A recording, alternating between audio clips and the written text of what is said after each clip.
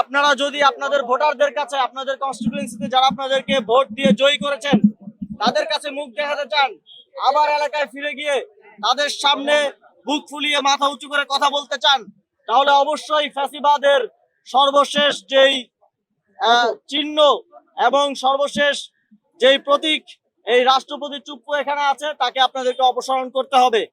এবং তার বক্তব্যের সময় আমরা দেখতে চাই, বিটিভিতে লাইভ প্রচার হচ্ছে সংসদ অধিবেশন, আমরা দেখতে চাই যে তার বক্তব্যের সময় কারা কারা সেখানে থাকেন এবং রাষ্ট্রপতির বক্তব্য শোনেন।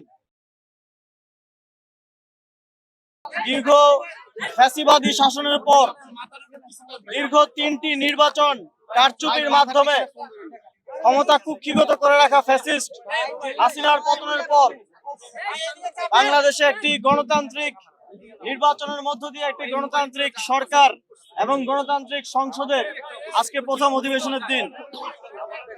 তবে আজকে আমাদের সবার জাতিগতভাবে খুশি হওয়ার কথা, সবার এই দিনটাকে উদযাপন করার কথা। সেই দিনে আজকে আমাদেরকে এখানে সংসদের সামনে এসে দাঁড়াতে হয়েছে, আমাদেরকে আজকে দাঁড়াতে বাধ্য করা হয়েছে। আমাদের সাথে আমাদের বীর শহীদদের পরিবারের সম্মানিত সদস্যবৃন্দ আছেন এখানে। আমরা আজকে জাতীয় নাগরিক পার্টির নেতা হিসেবে এখানে দাঁড়াই নাই, আমরা বাংলাদেশের জনগণের প্রতিনিধি হিসেবে এখানে দাঁড়িয়েছি, বাংলাদেশের জনগণের কথাগুলো বলার জন্য এখানে দাঁড়িয়েছি। নির্বাচনের পরে আমরা দেখেছি যে এক ধরনের গুমট আবহাওয়া সব দিকে বিরাজমান রয়েছে।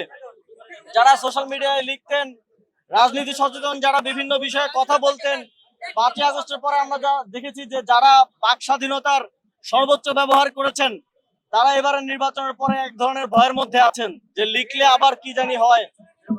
অনেকে আমাকে, যারা অ্যাক্টিভিস্টরা আছেন, অনেকেই নক দিয়ে বলে যে ভাই এখন আবার লেখা যাবে কিনা, কথা বলা যাবে কিনা। আমরা মনে করেছি যে আমাদের তাদের প্রতিনিধি হয়ে দেশের যে জনগণরা আবার নতুন করে কথা বলতে ভয় পাচ্ছেন, তাদের প্রতিনিধি হিসেবে আজকে সংসদ অধিবেশনের দিন আমাদের তাদের কথাগুলো এখানে বলে যাওয়া উচিত। এবং তার সেজন্যই আজকে আমরা এখানে খুব ছোট পরিসরে আমরা এখানে দাঁড়িয়েছি এবং সংসদ অধিবেশন চলাকালে আমরা এখানে দাঁড়িয়ে থাকতে চাই। আমরা সংসদে যারা জনগণের ভোটে, জনগণের সমর্থন নিয়ে যারা সংসদ সদস্য হিসেবে আজকে অধিবেশনে অংশগ্রহণ করেছেন, তাদেরকে তাদের দায়িত্বটা আজকে আমরা স্মরণ করে দিতে এখানে এসেছি। সেই দায়িত্ব হিসেবে আমরা মনে করি 3টি অত্যন্ত গুরুত্বপূর্ণ বিষয় আজকে আমরা এখানে দাবি হিসেবে উপস্থাপন করেছি। একটা হচ্ছে সংবিধান সংস্কার সভার পরিষদের শপথ গ্রহণ করে জুলাই সনদ অনুযায়ী গণভোটে জনরায়ের অনুযায়ী সংস্কার বাস্তবায়ন করতে হবে।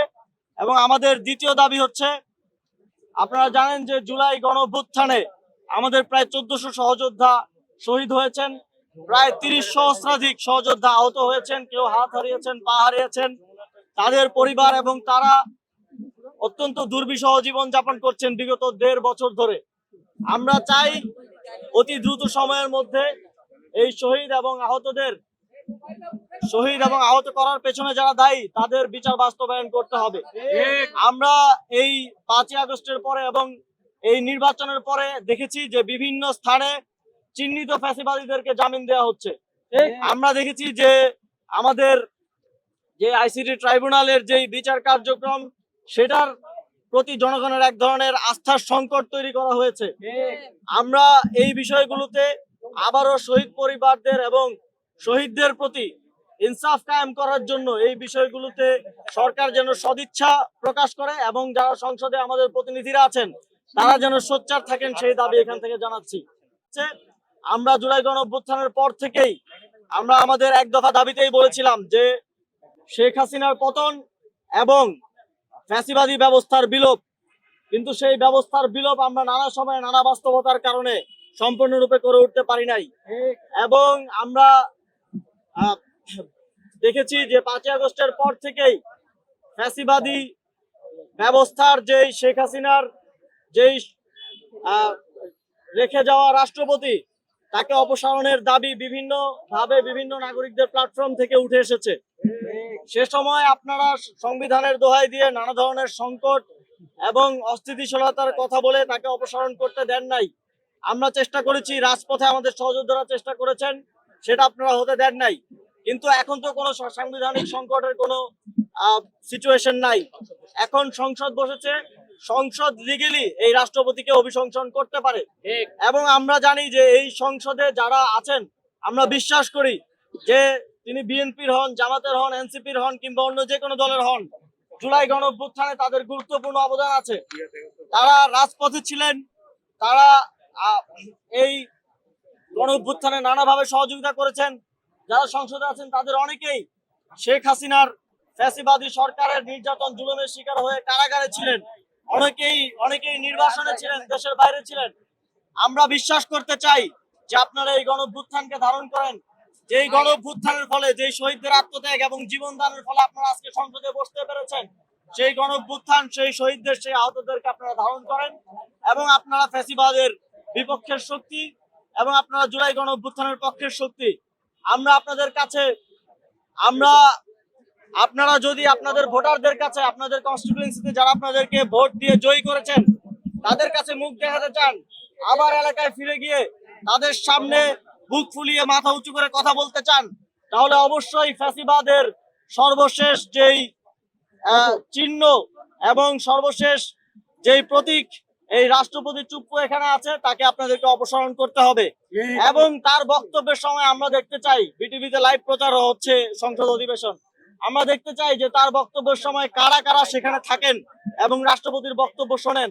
আমরা এখান থেকেই বাংলাদেশ আজকে দুটি ভাগে বিভক্ত হবে, একটি হচ্ছে ফ্যাসিবাদের পক্ষে, আরেকটি হচ্ছে ফ্যাসিবাদের বিপক্ষে।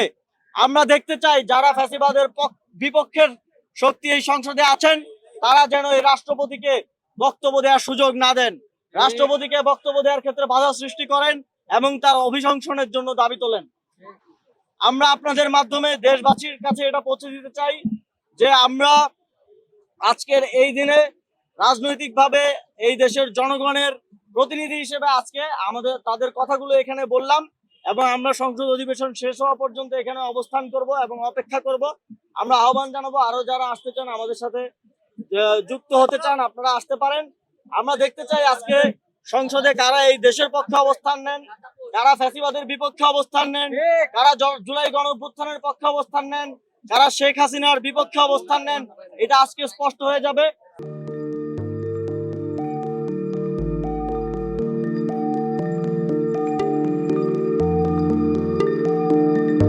পহেলা জানুয়ারি 2026 ইউটিউব জার্নালিজমের অগ্রদূত changeTV.press সংগ্রাম মুখর 7 বছর পেরিয়ে পা রাখলো গৌরবান্বিত 8 বছরে। এই আনন্দ প্রহরে সবাইকে নিরন্তর শুভেচ্ছা। আমি নিজেকে ধন্যবাদ মনে করি, আমি সৌভাগ্যবান। চেঞ্জ টিভির পক্ষ থেকে আমার সাক্ষাৎকার নেওয়ার জন্য তারা আসছেন এবং চেঞ্জ টিভি দীর্ঘ 8 বছর ধরে এই কাজগুলি করছে। আমি তারা অনেক ভালো কাজ করেছেন, দেশের মানুষের সুখ দুঃখের কথা প্রত্যক্ষ তুলে ধরছেন। আমার আশা থাকবে চেঞ্জ টিভি সামনের দিকে উত্তরোত্তর আরো সমৃদ্ধ হবে। একটাই শুধু আমাদেরকে উপদেশ দিতে চায় তাদের কাছে, সেটা হচ্ছে সত্য কথাটা মানুষের সামনে তুলে ধরা, মানুষের ভিতরে কি চায় তাদেরটা তুলে ধরা, মানুষের প্রত্যাশা তুলে ধরা এবং মানুষের মধ্যে এই যে দেশাত্মবোধটা এবং সত্যবাদীটা, এটা জাগরণ করে চেঞ্জ টিভির সামনের দিকে এগিয়ে যাবে। এবং যারা দেশের কথা চিন্তা করে এবং দলমত নির্বিশেষে যে লোকগুলো আছে, তারা দেশের কথা চিন্তা করে, দেশের উন্নয়নের কথা চিন্তা করে, কোনো পক্ষপাতিত্ব করে না, তাদের বক্তব্য দেশের মানুষের তুলে ধরা, এই কাজগুলি সামনে এগিয়ে নিয়ে যাবে, এটা আমার প্রত্যাশা। অনেক ধন্যবাদ আপনাদেরকে, দেশবাসীকে, দেশবাসী সবাইকে আমি ধন্যবাদ জানাচ্ছি। changeTV.press এক ফোঁটা হলুদ নেই। আমরা শুধু আপনাদের কাছে একটাই আবেদন করব, মিথ্যার পিছনে দৌড়বেন না, সত্যকে ধারণ করেন, সত্যকে জনগণের কাছে তুলে ধরেন।